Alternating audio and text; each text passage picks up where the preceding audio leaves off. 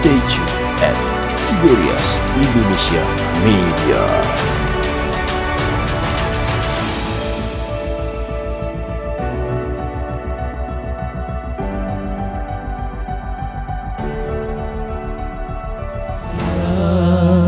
Haleluya.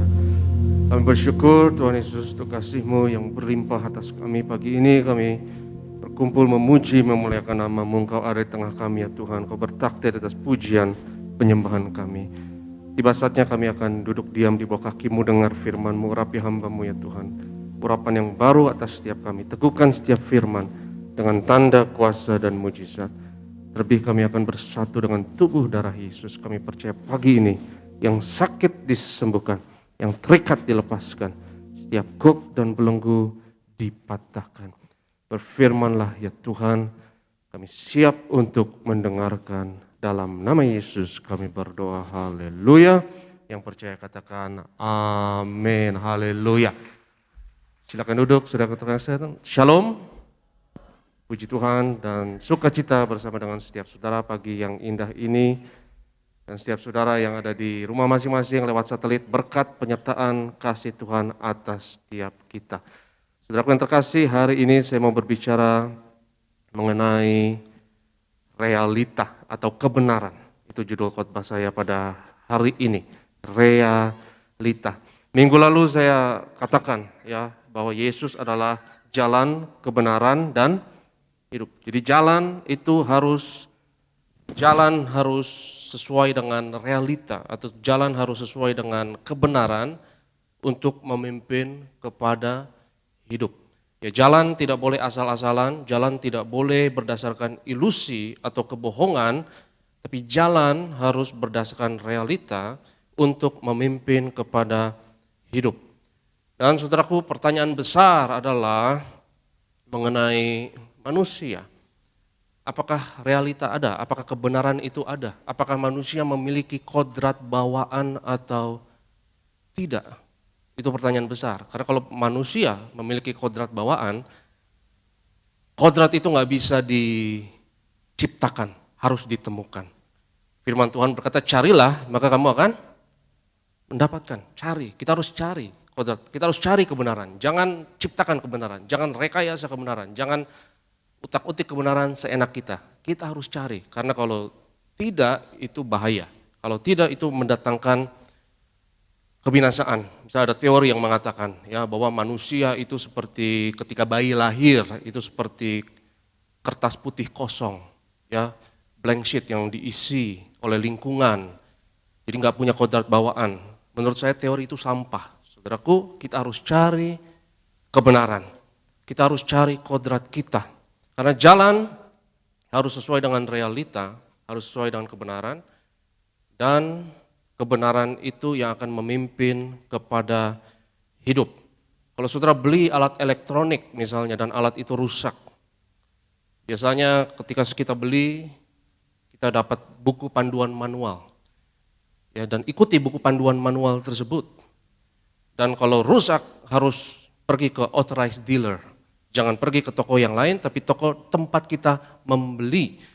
Saudara yang terkasih, kita punya buku panduan manual namanya Alkitab untuk hidup kita. Kalau ada apapun yang salah, kita harus temukan kodrat bawaan kita, realita kita ada dalam kitab suci ini. Jadi hari ini saya mau berkhotbah mengenai apa itu kebenaran, apa itu realita. Karena jalan apapun yang mengatasnamakan kebenaran harus pastikan ini benar-benar sesuai dengan kodrat manusia. Kodrat bawaan manusia itu ada dan itu harus dicari. Jangan diciptakan, jangan direkayasa. Hari ini mari kita dalami, saudaraku yang terkasih, mengenai realita manusia.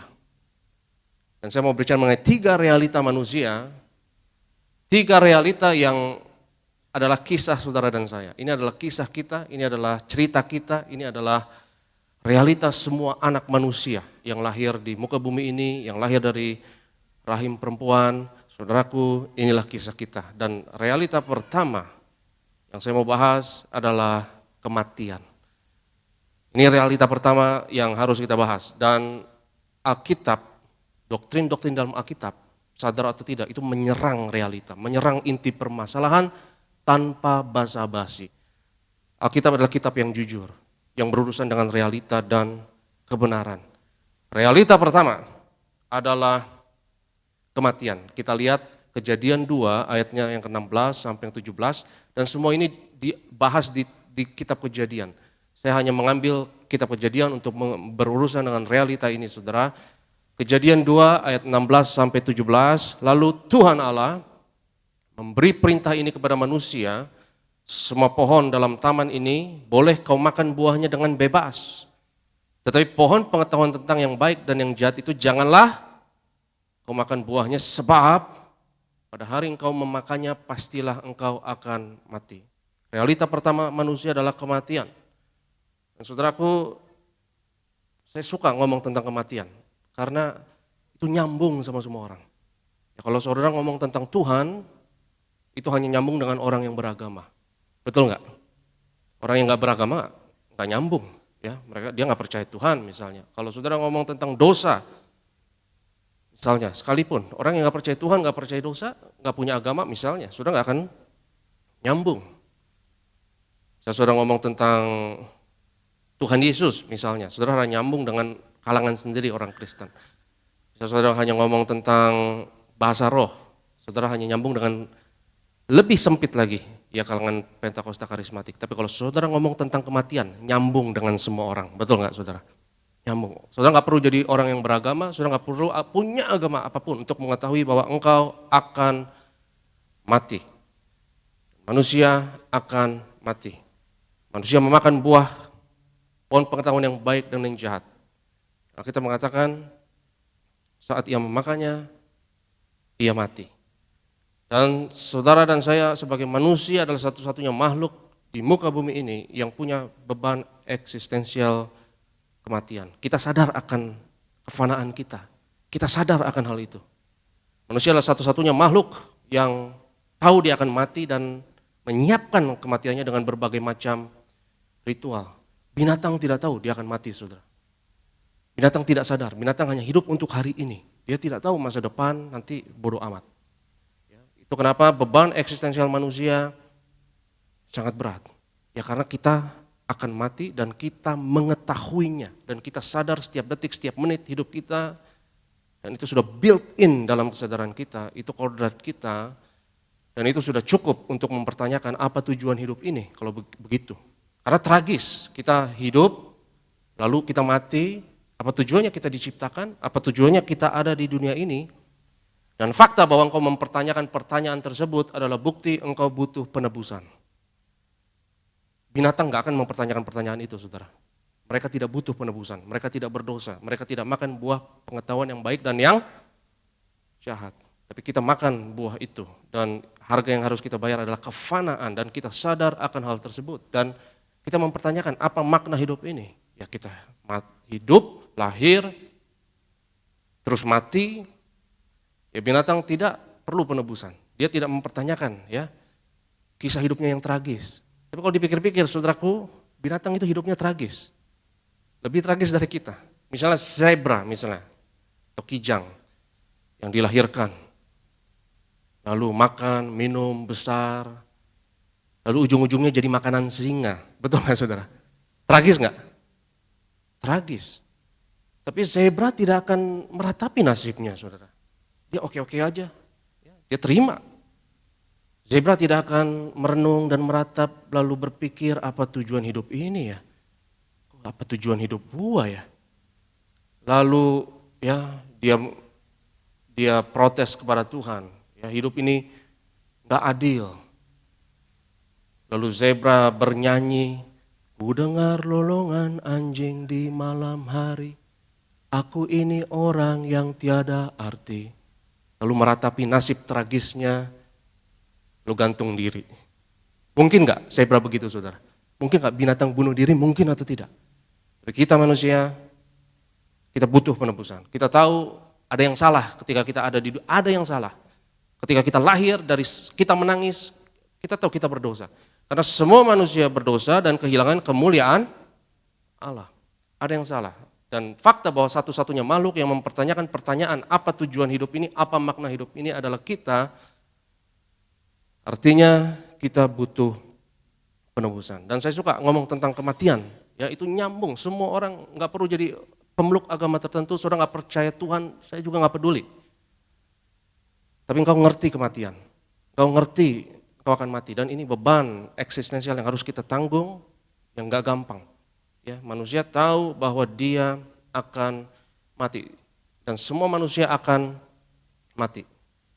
Dan uang tidak ada artinya, mau kaya, mau miskin, mau ganteng, atau standar, mau cantik atau standar, biasa saja, suku, agama, ras manapun, semua orang akan mati. Ya kalau ngomong kematian memang saya maklumi nggak ada amin di sini, saudara. Ini sepi kayak kuburan di sini, saudara. Ya, dan itu dimaklumi, betul? Karena kalau kita ngomong kesembuhan, mujizat, amin di mana-mana. Tapi ya wajar. Kalau ngomong kematian, saya kesepian di sini, saudara. Ya, nggak ada amin. Tapi ini realita yang harus kita hadapi. Saudara yang terkasih, ya, di hadapan maut, di hadapan kematian, orang terkaya di dunia tidak akan lolos dari maut. 1 triliun tidak akan bisa mencurangi kematian. Nggak ada teknologi yang bisa curangi atau memperdaya kematian. Di hadapan maut, di hadapan kematian, 10.000 perak dengan 10 triliun nggak ada bedanya. Kita semua akan mati. Saya mau tunjukkan kepada saudara bahwa Alkitab berurusan dengan realita dengan sangat jujur dan menyerang realita pada inti permasalahannya tanpa basa-basi. Karena Yesus ada jalan, kebenaran, dan hidup. Jalan ini harus sesuai realita, nggak boleh menyimpang dari realita. Kalau menyimpang dari kebenaran, Yesus katakan itu pencuri. Yang datang hanya untuk mencuri, membunuh, dan membinasakan. Yang datang bukan lewat pintu, dia rekayasa realita. Narasi apapun yang tidak sesuai dengan realita, Injil kebenaran, waspadalah kata Bang Napi, saudara. Itu tanda tanya. Hati-hati dengan apapun yang ngatasnamakan surga, ngatasnamakan Tuhan, ngatasnamakan kebenaran, tapi tidak sesuai dengan realita. Karena yang tahu realita dan kodrat kita adalah pencipta kita. Dan realita harus dicari. Ya jangan sembarangan, jangan direkayasa dan jangan diciptakan ulang. Tapi cari, temukan. Dan Alkitab katakan, berbagilah orang yang lapar dan haus akan kebenaran karena mereka akan dipuaskan. Saudara mau cari kebenaran harus punya nyali. Karena kebenaran saudara akan temukan bukan di tempat-tempat yang terang. Seringkali engkau akan temukan kebenaran di tempat-tempat yang paling kau tidak mau lihat, yang paling gelap. Itu kenapa khotbah hari ini gelap, saudara. Kematian itu gelap banget. Ya, tapi itu realita yang harus kita, bukan kita imani, tapi itu kenyataan. Memang gak usah diimani, itu juga udah kenyataan. Betul, saudara? Saudara gak usah ngomong amin pun, itu kenyataan. Dan memang saya juga tidak harapkan amin dari saudara. Ya siapa yang ngarapin amin ketika engkau khotbah tentang kematian, tapi ini realita. Ya, realita pertama adalah kematian. Realita kedua manusia yang disinggung dalam kitab Kejadian. Kita lihat Kejadian pasal 2, pasal 3 maksud saya, karena manusia sudah dosa, akhirnya manusia berdosa, kehilangan kemuliaan Allah. Realita kedua adalah penderitaan. Katakan bersama saya penderitaan. Saudara, sekali lagi ngomong tentang dosa, surga, neraka, saudara nyambung dengan orang-orang tertentu. Tapi ngomong kematian, semua manusia bakal mati. Ngomong tentang penderitaan, semua manusia ngerti yang namanya penderitaan. Engkau akan mati dan engkau rentan terhadap berbagai macam penderitaan dan engkau mengetahuinya. Engkau sadar akan hal itu. Itu yang paling menyiksa. Karena engkau sadar, engkau akan mati dan engkau sadar bahwa engkau telanjang, bahwa engkau rentan terhadap berbagai macam penderitaan. Kita lihat slide selanjutnya, Kejadian pasal 3 ayat 6 sampai 7. Perempuan itu melihat bahwa buah pohon itu baik untuk dimakan dan sedap kelihatannya, lagi pula pohon itu menarik hati karena memberi pengertian. Lalu ia mengambil dari buahnya dan dimakannya dan diberikannya juga kepada suaminya yang bersama-sama dengan dia, dan suaminya pun memakannya. 7, maka terbukalah mata mereka. Dan mereka tahu bahwa mereka telanjang. Lalu mereka menyamat daun pohon ara dan membuat cawat. Saudara, manusia satu-satunya makhluk yang sadar akan kerentanan penderitaannya. Binatang bisa menderita, juga menderita, bisa menderita. Tapi dia tidak punya kesadaran sedalam kita akan penderitaan kita. Satu-satunya makhluk yang melindungi diri kita dengan pakaian. Karena kita tahu kita rentan terhadap bahkan alam dan cuaca pun yang indah ini juga berbahaya buat kita. Itu kenapa kita harus pakaian, ya. Dan saudara, kita pakai pakaian ini bukan hanya untuk keindahan, bukan hanya untuk estetika, kita pakai pakaian untuk survival. Manusia butuh banyak hal untuk bisa survive, bisa bertahan hidup. Beda sama binatang. Binatang sejak lahir sudah independen dari induknya. Kalau bayi manusia yang lahir bergantung bertahun-tahun sama ibunya. Dan harus dijaga karena sangat rentan, dan itu salah satu beban eksistensial kita. Dan saudaraku, manusia butuh sandang, pangan, papan. Itu survival. Ini bukan luxury, ini bukan estetika. Ya, ini survival. Betapa banyak hal yang dibutuhkan bagi kita untuk survive, karena betapa kita rentan terhadap berbagai macam penderitaan. Kau bisa menderita secara finansial, kau bisa menderita secara fisik, secara kesehatan, konflik dengan orang lain, engkau bisa menderita secara sosial, dan lain sebagainya, multidimensi. Penderitaan manusia dan kapasitas untuk menderita itu tidak ada bandingnya dibanding kapasitas saudara dan saya untuk menikmati atau kapasitas kita untuk bahagia. Sehingga saudara harus jujur mengakui. Seperti yang dikatakan misalnya ada seorang tokoh agama terkenal, mantan pangeran yang jadi pertapa, Siddhartha Gautama, Buddha. Salah satu ajarannya, dan saya respect dengan kesimpulan beliau karena salah satu ajaran aksiomnya adalah hidup adalah penderitaan. Dan kita harus jujur untuk mengakui itu.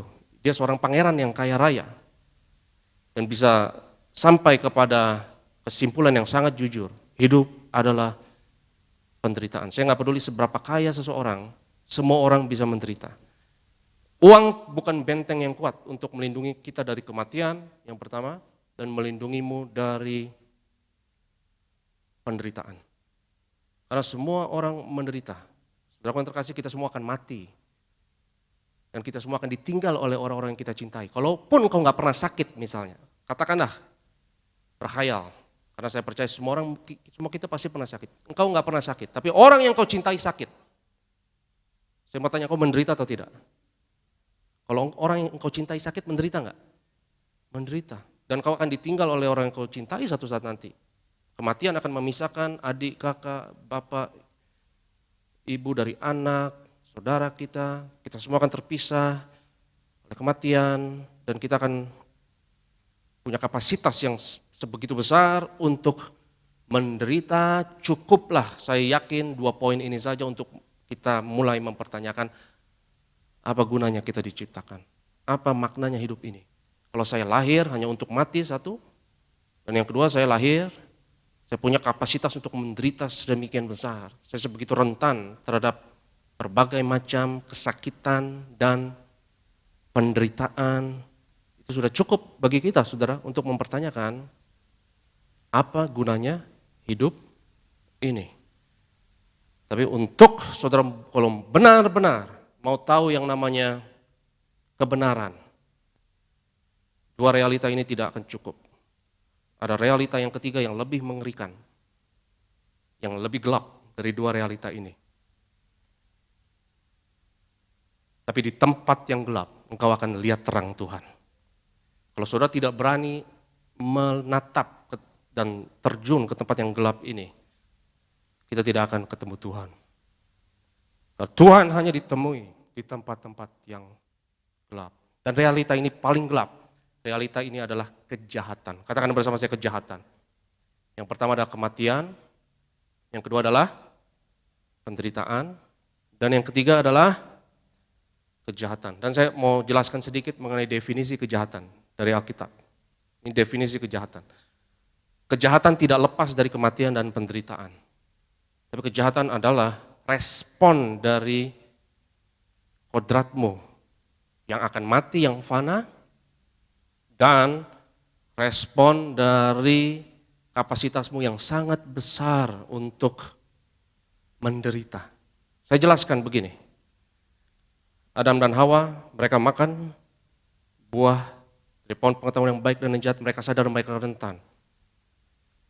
Mereka akan mati, dan mereka sangat rentan terhadap berbagai macam penderitaan, dan mereka memiliki kapasitas yang sangat besar untuk menderita. Dari situ kita bisa jahat. Saya jelaskan, saudara. Ya, saya jelaskan. Kenapa manusia bisa jahat? Manusia bisa jahat karena manusia tahu manusia bisa menderita. Engkau rentan terhadap berbagai macam, engkau dapat sakit, engkau dapat menderita, engkau sadar akan hal itu, dan engkau sadar orang lain juga bisa menderita. Orang lain bisa sakit, dan engkau sadar akan hal itu. Maka engkau bisa jahat. Karena jahat adalah motivasi untuk menimbulkan penderitaan kepada orang lain demi penderitaan itu sendiri. Itu kenapa saya katakan binatang itu buas, kejam, tapi saudara nggak boleh bilang binatang itu jahat. Jahat itu kelasnya sendiri, saudara. Jahat punya kategorinya sendiri. Kita gampang banget ngomong kata jahat, saudara. Kamu jahat, Ferguson. Jahat, jangan sembarangan ngomong. Jahat itu punya kategori sendiri. Ya. Jahat itu adalah engkau mau menimbulkan penderitaan demi penderitaan itu sendiri. Singa makan zebra itu kejam, itu buas. Tapi saudara nggak bisa bilang itu jahat. Karena singa mau makan. Dan dia menimbulkan penderitaan kepada zebra secukupnya hanya untuk supaya dia biasa makan. Yang mengerti, nggak usah bilang amin, ngangguk aja. Karena saya nggak ngarepin amin hari ini. Ini gelap banget hari ini. Betul nggak? Singa memangsa zebra, gigit zebra, darah tertumpah. Tapi saudara nggak bisa bilang singa itu, dia cuma mau makan. Tapi manusia bisa jahat atau tidak? Manusia akan menimbulkan penderitaan kepada manusia yang lain, bukan supaya dia buat makan doang, bukan keuntungan, tapi karena benci sama orang itu. Karena pingin orang itu menderita. Nah, itu adalah jahat. Dan jahat tidak terlepas dari fakta bahwa engkau akan mati. Dan kau memiliki kapasitas yang begitu besar untuk menderita. Dan dari situ, saudaraku yang terkasih, manusia bisa jahat. Itu kenapa di pasal-pasal yang paling gelap dalam Alkitab, kita akan temukan kebenaran. Itu Kejadian 3, dosa kita. Kejadian 4, Kain dan Habel, itu gelap banget. Kain dan Habel pasal yang paling gelap sekali. Kejahatan pertama, Kain membunuh adiknya Habel. Kejadian 5, pendahuluan air bah. Kejadian 6, air bah. Karena kejahatan manusia begitu besar, sehingga Tuhan harus lakukan langkah yang sangat drastis, memunahkan seluruh kehidupan kecuali Nuh dan keluarganya. Slide selanjutnya, Kejadian pasal 6 ayat 5 sampai yang ke-6. Ketika dilihat Tuhan bahwa kejahatan manusia besar di bumi dan bahwa segala kecenderungan hatinya selalu membuahkan kejahatan semata-mata, maka menyesallah Tuhan bahwa Ia telah menjadikan manusia di bumi, dan hal itu memilukan hatinya. Saudaraku yang terkasih, kita akan mati, kapasitas kita menderita begitu besar, dan yang paling gelap adalah manusia bisa jahat. Dan kejahatan manusia ini adalah sumber penderitaan yang paling besar di dunia ini. Adalah kejahatan manusia. Tentu kita menyayangkan terjadinya virus corona pandemi sekarang ini, kita sayangkan. Tapi pandemi apapun tidak ada bandingnya dibanding kejahatan manusia. Saudara pilih mana? Bencana karena pandemi atau bencana karena perang? Pilih mana? Kita akan pilih pandemi, saya yakin. Karena kita nggak mau terjadi perang dunia kedua misalnya. Ya, perang dunia kedua adalah neraka yang paling dekat dengan sejarah kita sekarang ini. 70 tahun yang lalu. Itu pameran kejahatan manusia yang luar biasa. Saudara yang terkasih, kalau kita mau tahu kebenaran dan mau lihat kebenaran, harus berani dan harus punya nyali untuk minum pil pahit yang namanya kebenaran atau realita ini. Karena Injil, kebenaran, menyingkapkan realita yang paling dalam untuk manusia. Yang pertama, kematian. Yang kedua apa? Penderitaan. Dan yang ketiga adalah kejahatan. Dan kalau penderitaan dan kematian sudah cukup untuk membuat kita bertanya, apa tujuan hidup ini? Apa makna hidup ini? Apalagi kejahatan. Apa tujuan manusia diciptakan kalau semata-mata karena jahat? Dan ada banyak orang yang, misalnya orang yang gak percaya Tuhan, mereka berargumennya begini. Orang yang gak percaya Tuhan akan berargumen begini. Kalau Tuhan itu ada, dan Tuhan itu baik, secara definisi Tuhan itu baik.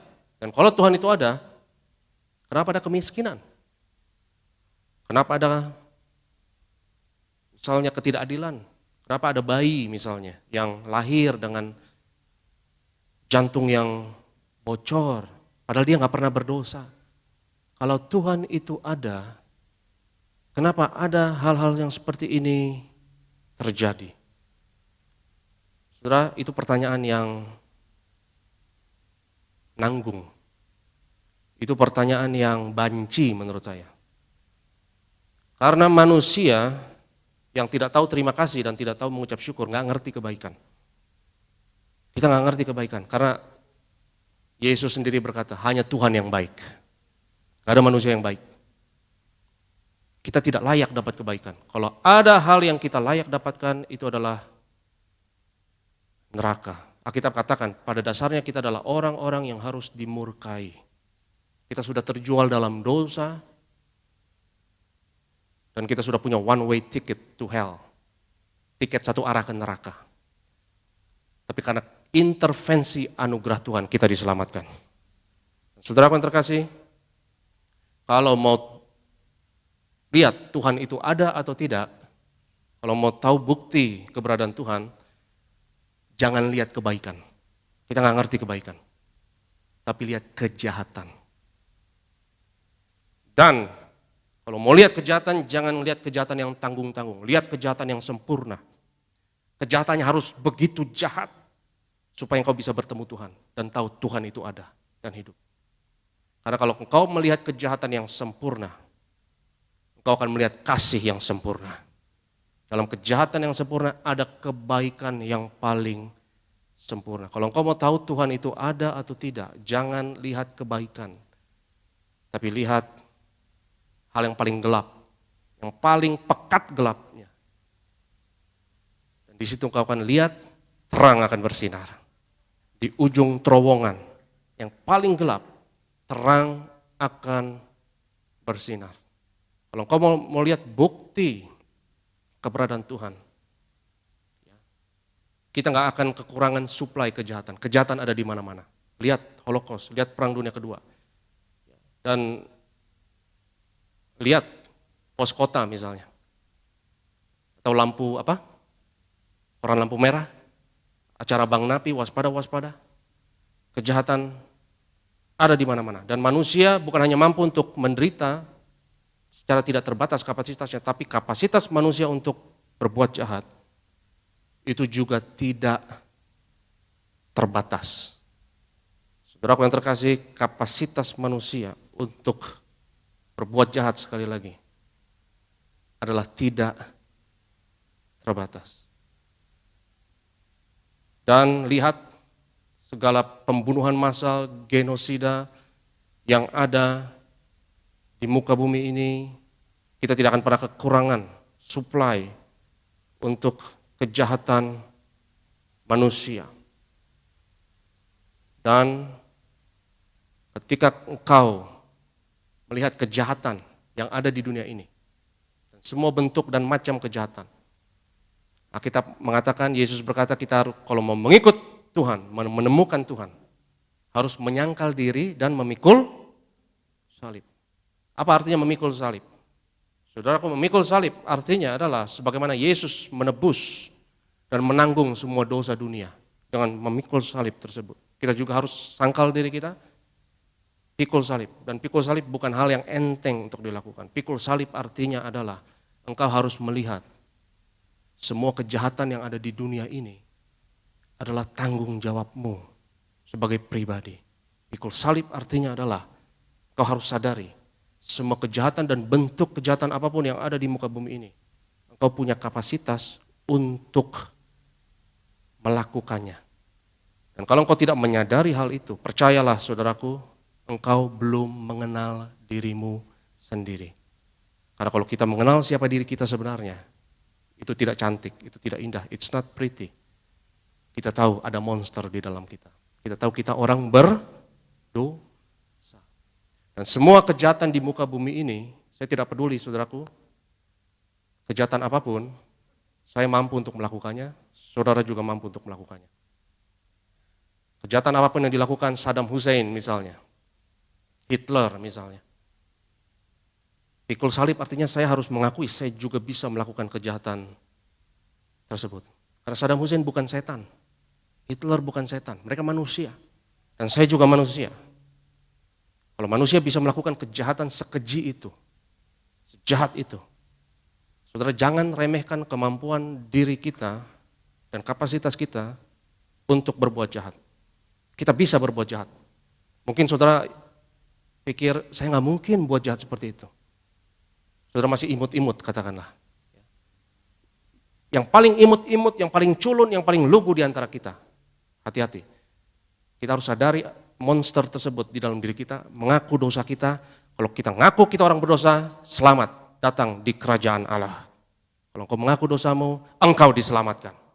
Kalau engkau mengakui bahwa kau pikul salib.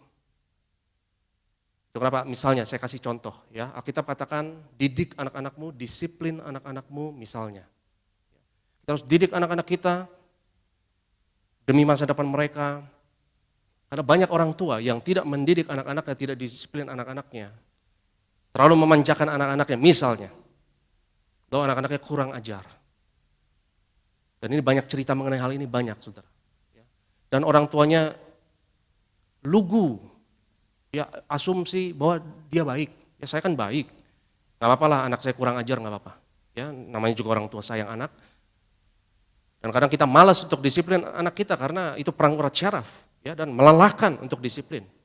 Mungkin kita takut nanti anak kita gak suka sama kita dan lain sebagainya, tapi kalau saudara disiplin anak, didik anak kita baik, hari depannya dia akan mengucap syukur berterima kasih.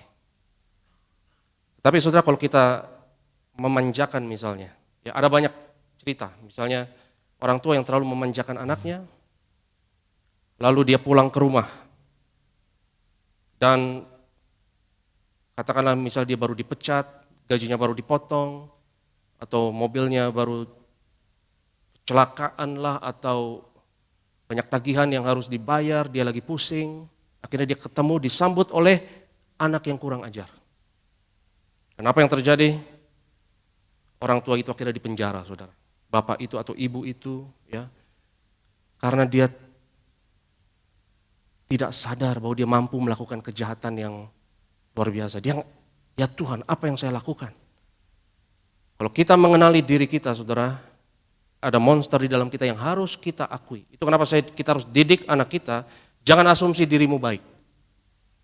Karena orang yang ngejar kebaikan tanpa menyadari dia jahat, itu bahaya loh, bahaya. Orang-orang yang paling berbahaya di dunia adalah orang-orang yang nggak tahu dia itu jahat dan butuh keselamatan dan mengejar kebaikan. Orang-orang yang seperti itu merasa dirinya paling benar dan bisa bunuh orang atas nama Tuhan. Bisa bantai orang atas nama kebenaran, atas nama Tuhan. Betul atau tidak, saudara? Sejarah membuktikan. Ya, itu kenapa Yesus berkata dan perkataan-perkataan Yesus yang paling pedas, paling tega adalah kepada orang-orang Farisi dan ahli-ahli Taurat. Coba kita lihat firman Tuhan, Matius pasalnya yang ke-23, Matius 23 ayat 15. Coba ditampilkan, tolong JP ditampilkan, ini tidak ada di PowerPoint tapi Kita menyimpang sebentar, tolong ditampilkan Matius 23 ayatnya yang ke-15. Ini perkataan Tuhan Yesus yang paling keras dan pedas. Celakalah kamu, hai ahli Taurat dan orang-orang Farisi, hai kamu orang-orang munafik, sebab kamu mengarungi lautan dan menjelajahi daratan. Untuk apa? Untuk apa? Mentobatkan satu orang saja, menjadi penganut agamamu, dan sesudah ia bertobat, kamu menjadikan dia. Ini sepertinya paradoks ya. Orang bertobat jadi orang neraka, betul nggak saudara? Dan sejarah membuktikan banyak cerita seperti ini. Yang mengerti katakan amin. Orang neraka, orang yang merasa dirinya paling benar di dunia ini adalah orang yang paling berbahaya. Tapi orang yang tahu dia jahat, tapi dia nggak mau jahat, dia baik. Dia akan melakukan hal-hal yang besar bagi kerajaan Allah. Kalau engkau sadar engkau jahat, sebenarnya engkau jahat, tapi engkau tidak mau jahat. Lalu engkau bertobat. Mustahil orang bisa baik kalau dia tidak sadar bahwa sebenarnya dia jahat. Mustahil. Itu melawan kodrat dan kebenaran. Seseorang harus mengakui dia jahat supaya dia bisa baik.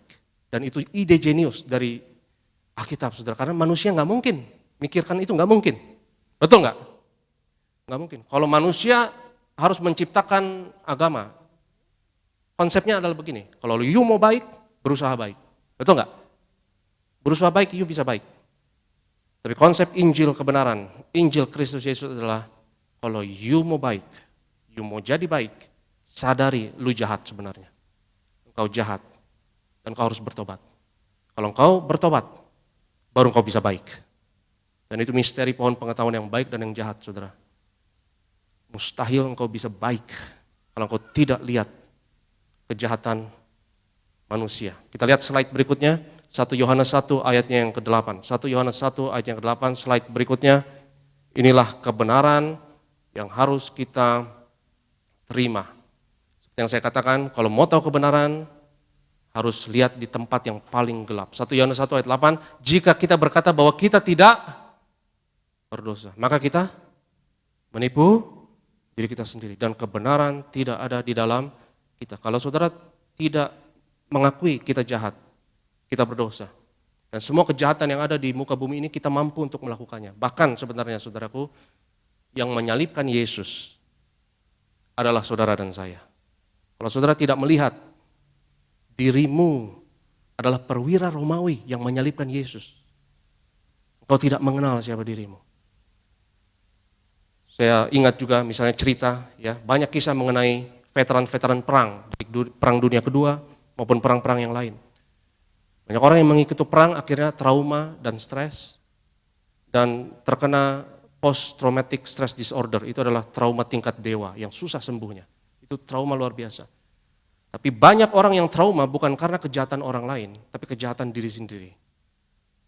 Ya, karena ada satu orang bisa culun, dia culun sekali, dia polos, baik, tapi dia nggak tahu sebenarnya dia jahat. Dan ketika perang, dia kaget apa yang dia bisa lakukan. Kau tidak bisa bayangkan hal-hal yang kau bisa lakukan ketika kau terdesak, misalnya dalam perang misalnya. Dan orang ini trauma sampai dia tidak berani melihat ke cermin mukanya sendiri 35 tahun. Dia nggak tahu mukanya kayak gimana karena dia takut ngelihat monster di dalam dirinya. Saudara, jangan remehkan kapasitas kita untuk berbuat jahat. Karena kalau engkau melihat monster ada di dalam kita, kau sadar engkau orang berdosa, engkau akan bertemu dengan Tuhan. Engkau akan selamat. Kita lihat slide berikutnya, Matius 21, ayatnya yang ke-31, kata Yesus kepada mereka, aku berkata kepadamu sesungguhnya pemungut-pemungut cukai dan perempuan-perempuan sundal akan mendahului kamu masuk ke dalam kerajaan Allah. Orang-orang berdosa, saudaraku, lebih gampang. Mengadakan KKR misalnya, di penjara tuh gampang. Karena semua orang tahu mereka berdosa. Tapi orang-orang yang tidak tahu mereka jahat, itu yang paling bahaya sebenarnya. Orang Farisi dan ahli Taurat, itu bahaya. Orang bisa membunuh atas nama Tuhan, atas nama agama, atas nama kebenaran, dan monster itu keluar. Dalam bentuk pembantaian massal dan lain sebagainya. Dan jalan keselamatan adalah akui bahwa kita butuh keselamatan. Kita butuh salib. Karena dalam kejahatan yang sempurna engkau akan melihat kebaikan yang sempurna. Yang mau ketemu Tuhan katakan amin. Saudara mau ketemu Tuhan? Lihat slide selanjutnya. Ini Tuhan kita. Dan saudara lihat kejahatan yang sempurna. Inilah kejahatan yang sempurna. Hanya dalam kejahatan yang sempurna engkau akan melihat kebaikan dan kasih yang sempurna. Karena apa itu salib? Kalau bukan kejahatan yang paling sempurna. Salib adalah pesta kejahatan. Salib adalah pameran seni kejahatan manusia. Salib adalah seni untuk membuat engkau menderita maksimal, perlahan-lahan. Karena kalau engkau membunuh orang, kan bisa saja langsung bunuh orang. Tapi salib nggak mau langsung mati orangnya. Dia harus dibuat menderita perlahan-lahan. Saudaraku yang terkasih, semua dari kita menyalibkan Tuhan kita yang mulia. Karena pemberontakan kita, ia dihukum. Ia ditikam. Dan karena kejahatan kita, ia diremukkan. Ganjaran yang mendatangkan keselamatan bagi kita ditimpakan atasnya. Dan oleh bilur-bilurnya kita disembuhkan. Kalau saudara nggak bisa melihat bahwa engkau terlibat dalam penyalipan itu, percayalah engkau belum mengenal dirimu. Karena Injil Yesus Kristus seperti sinar X, menyingkapkan hati yang paling dalam. Dan kalau saudara lihat lubuk jiwa kita yang paling dalam, kita tahu kita orang berdosa yang butuh keselamatan. Orang yang jahat tapi dia mau baik dan mau selamat, itu baru bisa baik. Karena mustahil, orang bisa baik mustahil kalau dia tidak tahu bahwa dia sebenarnya jahat dan dia harus bertobat. Karena dalam kejahatan yang sempurna kita ketemu Tuhan kita. Bukan dengan mencari kebaikan. Ya, tidak ada satu orang pun yang baik, Alkitab katakan. Tapi saudara lihat bentuk kejahatan yang sempurna dan pikul salib, sangkal dirimu. Dan lihat bahwa dirimu telah durhaka, telah berdosa. Dan itu kebenarannya, saudara. Ini bukan kiasan. Saya yakin dalam kebenaran dan realita yang paling tinggi, ada monster, ada manusia lama, ada daging dalam setiap kita. Yang kalau kita tidak akui dan kita tidak pergi ke salib, kita tidak bisa dapat datang kepada Bapa. Karena tanpa salib tidak ada kehidupan. Tanpa salib tidak ada seorang pun datang kepada Bapa. Slide berikutnya sebagai penutup. Ya, saya suka sekali apa yang dikatakan Haryung ini. Enggak ada pohon yang bisa tinggi menjulang ke surga kalau akar-akarnya tidak tertanam sedalam neraka. Saya percaya, saudaraku, saudara tidak bisa ke surga kalau saudara tidak melihat bahwa habitat natural kita sebetulnya adalah neraka. Saudara tidak bisa mencapai surga kalau tidak turun ke bawah dan melihat itu yang layak kita dapatkan. Tapi oleh kasih Tuhan, kita dapat keselamatan. Kita nggak akan bisa bangkit bersama Yesus, nggak bisa. Kalau kita tidak sebelumnya mati bersama Yesus. Saya undang imam pemusik, saya undang worship leader, kita akan sembah Tuhan sebelum kita terima tubuh dan darah Yesus. Kalau saudara mau lihat apakah Tuhan itu ada atau tidak, lihat salib. Itu kejahatan manusia. Di situ engkau bertemu dengan Tuhanmu. Kalau saudara mau tanya sama saya, bukti Tuhan itu ada apa? Ini bukti Tuhan itu ada. Ini bukti keberadaan Tuhan. Tubuh yang terpecah, darah yang tercurah. Ini adalah bukti kejahatan kita, bukti kejahatan saudara dan saya. Yang jadi bukti kasih yang sempurna. Saya undang kita semua bangkit berdiri dalam hadirat Tuhan. Kita mau sembah Tuhan. Hanya karena salib-Mu aku hidup. Haleluya. Hanya Kau Tuhan di hidupku. Kau berikan hidup yang baru. Darah-Mu menyucikan, pulihkan hatiku. nyatakan Kaulah segalanya. Sekali lagi, hanya Kau Tuhan. Hanya Kau Tuhan di hidupku. Kau berikan hidup yang baru. Caramu menyucikan, pulihkan hatiku. Ku nyatakan Kaulah segalanya. Karena salibmu ku hidup. Karena salibmu ku menang. Engkau yang berkuasa, sanggup untuk melakukan mujizat-Mu di hidup. Sekali lagi angkat tanganmu di hadapan Tuhan. Karena salib-Mu ku hidup. Karena salib-Mu ku hidup. Karena salib-Mu ku menang. Engkau yang berkuasa, sanggup untuk melakukan mujizat-Mu. Karena salib-Mu ku hidup. Karena salib-Mu ku menang. Engkau yang berkuasa, sanggup untuk melakukan mujizat-Mu di hidupku. Haleluya, haleluya. Bila musik mengiringi dengan lembut, kita semua dalam hadirat Tuhan.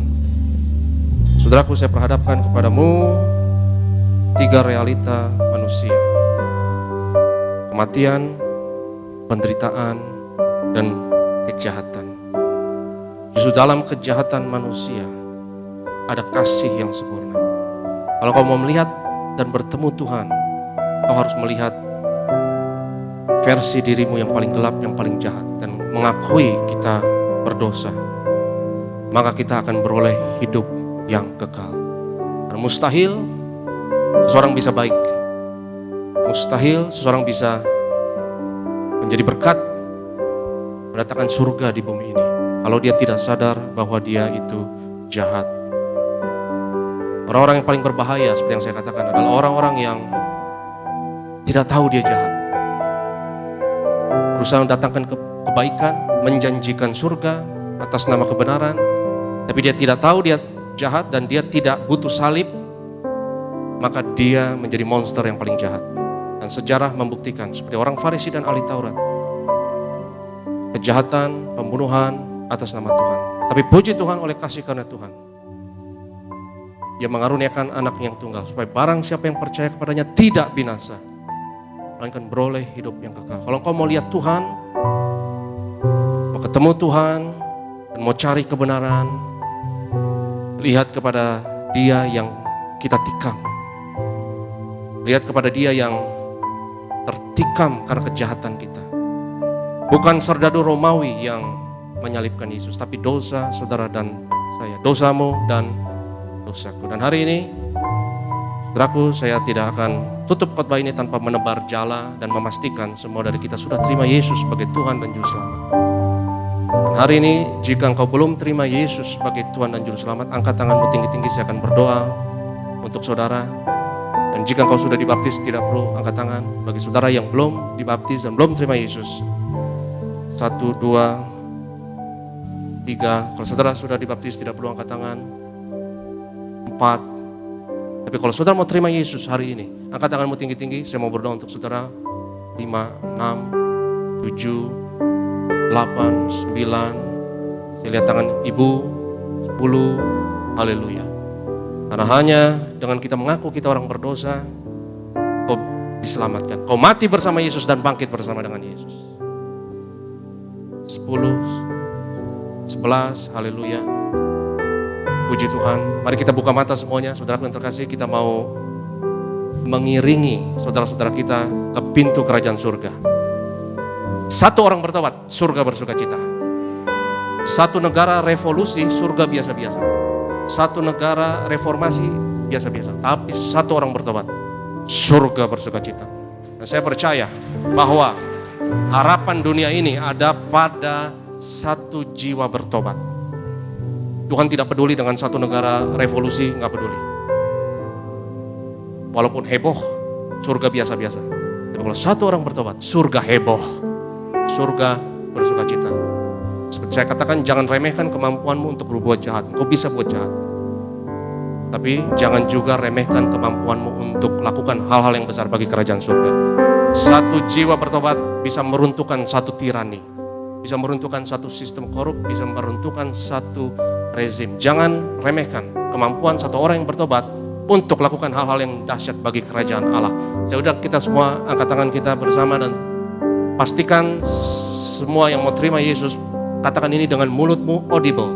Katakan ini dengan kata-kata, bukan dalam hati, tapi katakan dengan kata-kata. Katakan bersama saya, Tuhan Yesus, ampuni aku. Aku sadar, aku orang berdosa. Dan hari ini, aku menerima Yesus sebagai Tuhan dan Juru Selamatku. Aku percaya, Yesus adalah Tuhan. Dan aku mengaku dengan mulutku, Yesus adalah Tuhan. Aku percaya dalam hatiku, bahwa Tuhan telah membangkitkan Yesus dari antara orang mati. Aku mati bersama Yesus dan aku bangkit bersama Yesus dalam satu kesatuan ilahi yang tidak terpisahkan. Yesus ada dalamku, aku ada dalam Yesus, dalam nama Yesus. Haleluya, amin. Beri kemuliaan bagi Tuhan. Saudaraku yang baru terima Yesus, kita akan informasi kemungkinan bulan depan akan ada baptisan. Pastikan saudara ikut dan monitor terus tiberias.or.id. Bagi saudara yang mau terima Yesus dan mungkin di satelit lewat live streaming ada yang nyasar ke sini, tapi engkau tidak nyasar, Tuhan yang memimpin kau ke sini. Dan terima Yesus, daftar dirimu untuk dibaptis. Mari kita angkat tangan kita di depan Tuhan. Kasih jumpai aku di sana. Kasih jumpai aku di sana. Kasih-Mu tidak terhentikan untuk hapus dosaku. Ku percaya hanya kepadamu, Yesus.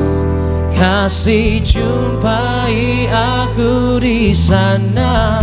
Oh, kasih memeluk aku.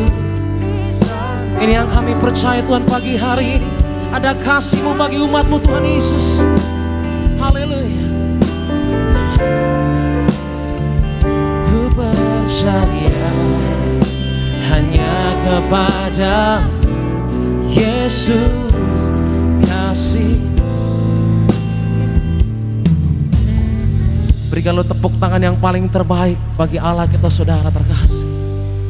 Sama-sama kita satu di dalam doa pagi hari ini. Kami bersyukur Tuhan untuk kasih-Mu yang menghampiri setiap kami Tuhan Yesus. Yang menyatakan lewat kebenaran firman-Mu bahwa Engkaulah Allah yang setia, Allah yang mengasihi setiap kami. Bukti kasih-Mu lewat karya salib-Mu ya Bapa. Terima kasih kami sampaikan. Biarlah ini kekuatan bagi setiap kami untuk boleh melakukan segala perintah-Mu di dalam kebenaran ya Tuhan Yesus Kristus. Roh Kudus, pimpin setiap umat-Mu Tuhan untuk boleh menjadi pelaku-pelaku firman Tuhan. Sebab di dalam-Mu Tuhan Yesus Kristus tidak ada yang mustahil. Di dalam nama Tuhan Yesus Kristus pagi hari ini pertobatan terjadi, kesembuhan terjadi, kelepasan terjadi dalam nama Tuhan Yesus Kristus. Ini hati kami yang bersyukur di hadapan-Mu ya Bapa pagi hari ini. Sebentar kami akan memberikan persembahan kami yang terbaik. Boleh memberkati pelayanan gereja kami. Kau berkati Tuhan setiap tangan yang memberi, bahkan yang belum bisa memberi. Kami percaya kami punya Allah yang Maha Adil Tuhan Yesus. Allah yang penuh dengan berkat. Allah yang memelihara. Apapun yang kami kerjakan, kami lakukan, kami usahakan bersama dengan Kristus Tuhan. Tuhan Yesus buatkan berhasil. Di dalam nama Tuhan Yesus Kristus. Kita yang percaya, mari sama-sama katakan. Tepuk tangan yang paling dahsyat yang terbaik bagi Tuhan kita, saudara. Tubuhmu dan darahmu tercurah bagi kami, menyucikan, menyembuhkan, sempurnakan hidup. Sama-sama kita bangkit berdiri, saudara terkasih. Kita masuk dalam sakramen perjamuan kudus. Katakan, tubuhmu dan darahmu tercurah bagi kami, menyucikan, katakan menyembuhkan setiap umat-Mu Tuhan Yesus, sempurnakan hidup kami. Tubuh-Mu Yesus menyembuhkanku, darah-Mu Yesus menyucikanku, ku jadi baru karena kasih-Mu. Haleluya, haleluya. Kita satu di dalam doa. Kami bersyukur Tuhan Yesus untuk karya penebusan, karya keselamatan yang sempurna yang Kau kerjakan bagi kami di atas kayu salib, di mana kami semua adalah pewarisnya dengan iman. Kami menghormati penderitaan kesengsaraan yang Kau lalui dengan menghampiri meja perjamuan-Mu yang kudus dengan roti dan anggur di tangan kami. Roti dan anggur adalah bukti setiap penyakit kami sudah disembuhkan. Roti anggur adalah bukti semuanya sudah selesai. Dengan tubuh darah Yesus ini kami nyatakan karya penebusan Yesus 2000 tahun yang lalu berlaku atas kami, atas keluarga kami. Mari kita angkat tubuh Tuhan. Yesus adalah imam besar agung dari pengakuan iman kita. Inilah syahadat, inilah pengakuan iman kita. Dalam nama Yesus, inilah roti hidup yang turun dari surga. Inilah tubuh Tuhan Yesus Kristus yang tergantung di atas kayu salib. Yang pertama, yang memberi keselamatan, hidup kekal di kerajaan surga. Tubuh Yesus menyempurnakan tubuhku agar sehat sempurna, menyempurnakan jiwa dan rohku agar aku dan keluargaku dibangkitkan pada akhir zaman. Yang ketiga, tubuh Yesus tertikam, tertombak di atas kayu salib. Kami tolak pisau operasi, pisau bedah tidak akan menjamah tubuhku. Kami tolak terkapar di rumah sakit, kami tolak terkapar di meja operasi, kami tolak celaka, mara bahaya, malapetaka, kami tolak terkapar di ruang ICU. Aku percaya segala kutuk, segala penyakit, kelemahan sudah diangkat, sudah diselesaikan di atas kayu salib. Dalam nama Yesus, inilah tubuh Tuhan Yesus Kristus. Ambillah dan makanlah, inilah tubuh Yesus.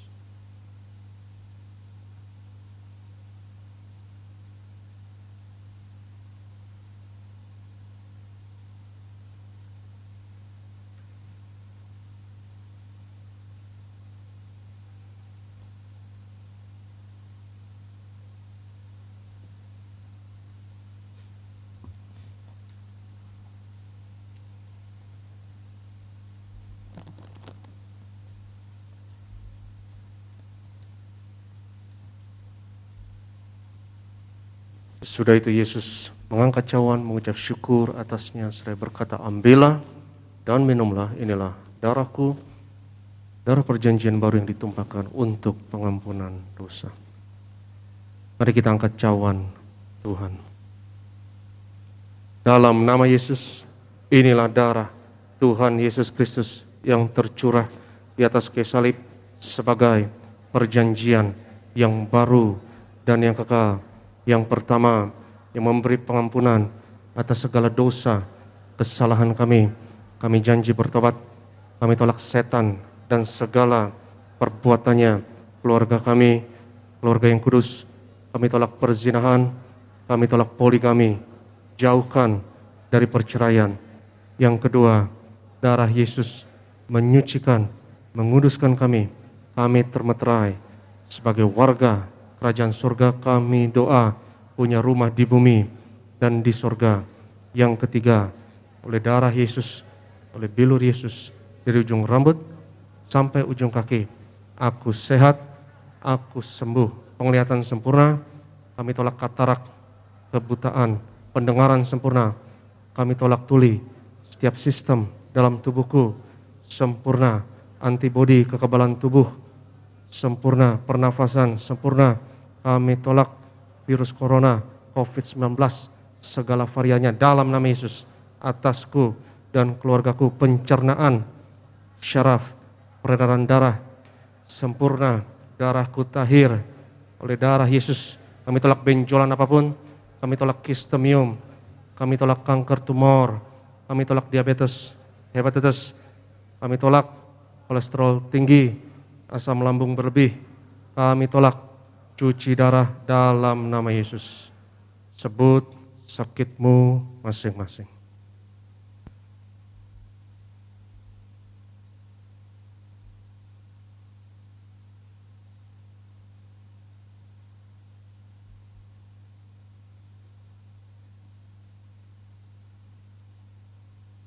Tuhan Yesus yang mengajarkan kepada gereja Tiberias bahwa perjamuan kudus ini lebih dari roti mana.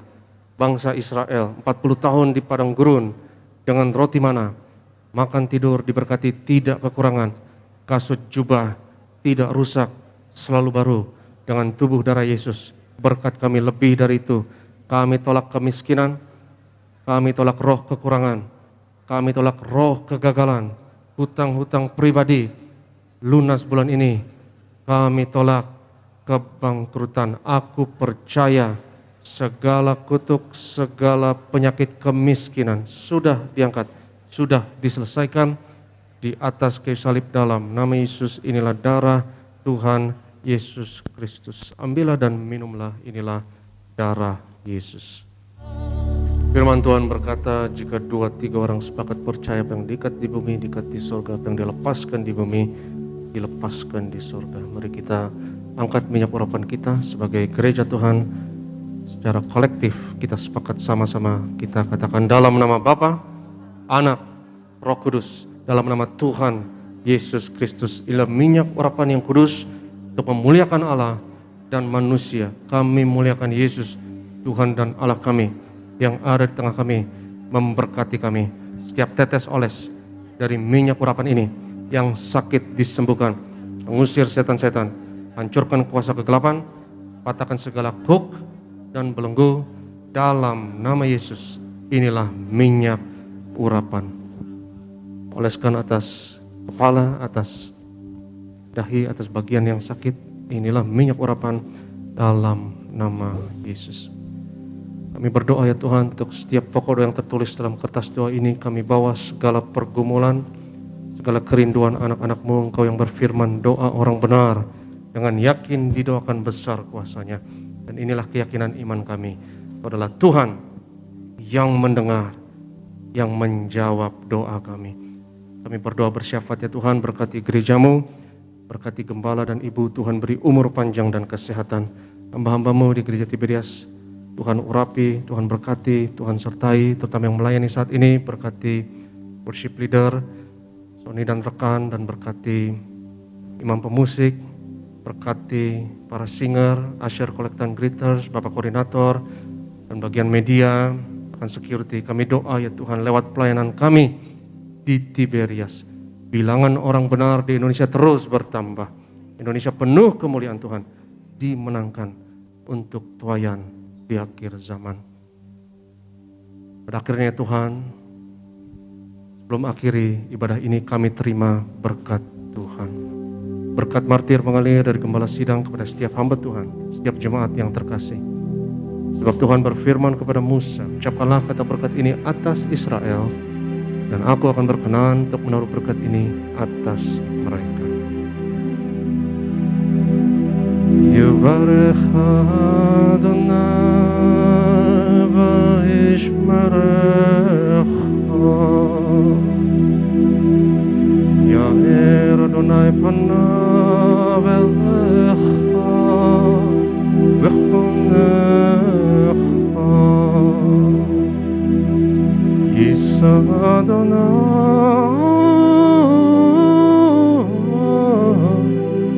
panav elecha Hashem Necha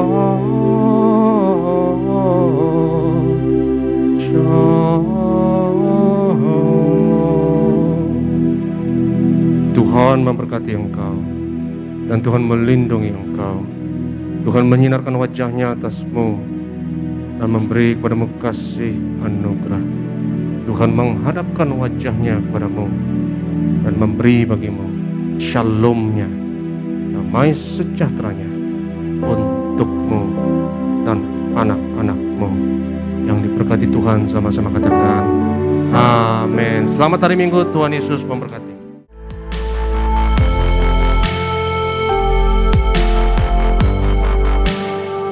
Stay tuned at Tiberias Indonesia Media.